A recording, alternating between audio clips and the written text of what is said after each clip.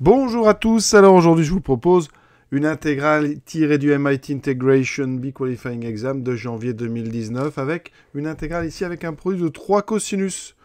Alors là, je vais pas dire que c'est simple, mais quand on a comme ça des produits de cosinus, on pense tout de suite à la formule cosinus A cosinus B. Alors je vous l'ai mise en bas, c'est 1 demi de cos A moins B plus cos A plus B.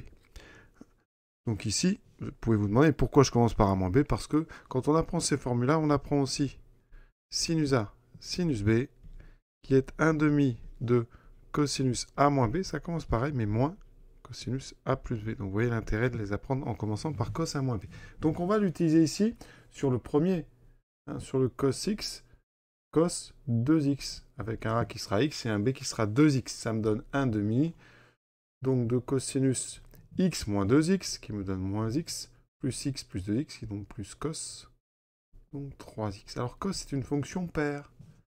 Donc le moins ici, on peut l'enlever, ça fait 1 demi de cos x plus cos 3x. Et maintenant, eh bien, on multiplie ça par cos 3x. Ça veut dire que j'aurai cos x, cos 2x, cos 3x, qui vaut donc 1 demi de cos x, cos 3x, je distribue tout de suite par droite, plus 1 demi de cos ici, donc ici, 3x, cos 3x. Alors, on réapplique une deuxième fois la formule. Avec cos x, cos 3x, ça fera donc cos x moins 3x, ça fera moins 2x, donc on va écrire cos 2x, toujours pour le même argument de parité, plus le 1 demi. Alors attention, parce que maintenant on a 1 demi de 1 demi, ça fera donc un quart.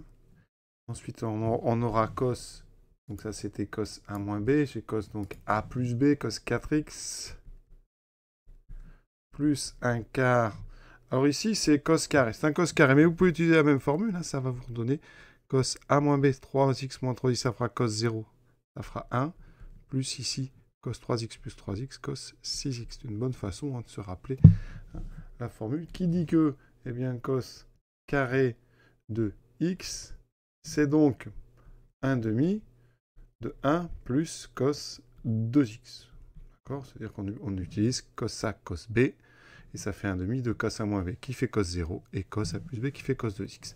D'accord? Et maintenant, on met ça dans notre intégrale. Donc notre intégrale devient 1 quart de l'intégrale de cos 2x plus cos 4x plus 1 plus cos 6x. Tout ça, dx primitive, très simple à trouver. On est dans le sinus. Donc j'aurai ici sinus 2x. Alors, comme il y a un 2, on pense bien mettre sur 2. Ici, plus un quart de sinus 4x plus x plus 1 sixième de sinus 6x. Tout ça pris entre 0 et 2pi.